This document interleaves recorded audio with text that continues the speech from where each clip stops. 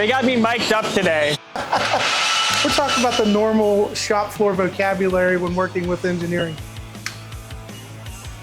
That you don't like us, or? A lot of beeping.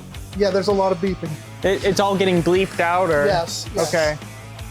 Generally because, you know, it's something that's going to really Make your life us. challenging? Yes. If it's necessarily my intention.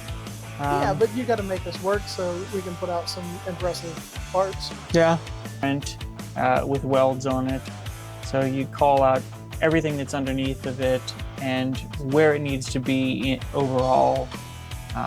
And then from there you can look at further prints to see how it's further broken down all the way up until the point where you get to either hardware or purchased pieces of steel or what other type of metal that you're working with. On a scale of 1 to 10, how confident are you in that research? 11.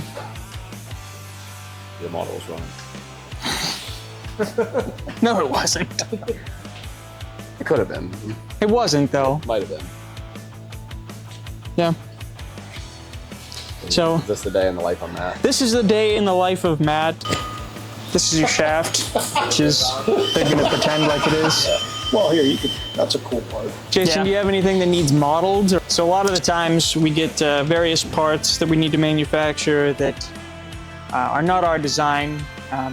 They may or may not have been modeled, or they may come off of a piece of paper from 1932. We need to work off of a 3D model. So sometimes Jason or someone in the machine shop will come up with a task for me to do, which is to turn something like this into a 3D version of a computer model. And they work off of that to program it and turn it into a physical part. I did eat my lunch, but Your giant sandwich? I wouldn't say it's necessarily a giant sandwich so much as it is a sandwich. It's a manwich. And this is the ferro arm. It has a little more flexibility in that I can just grab it and I can go around and measure it against any specific part that we have modeled.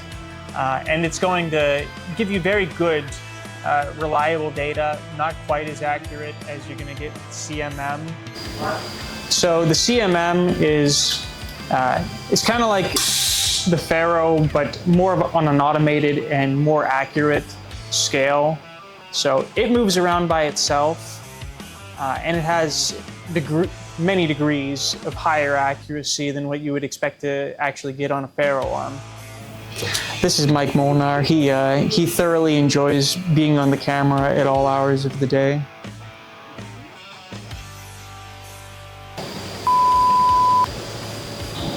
You want to say something? I might. I don't know. Okay, yeah. Sure. Are you doing? Okay. So a lot of the... Are you recording right now?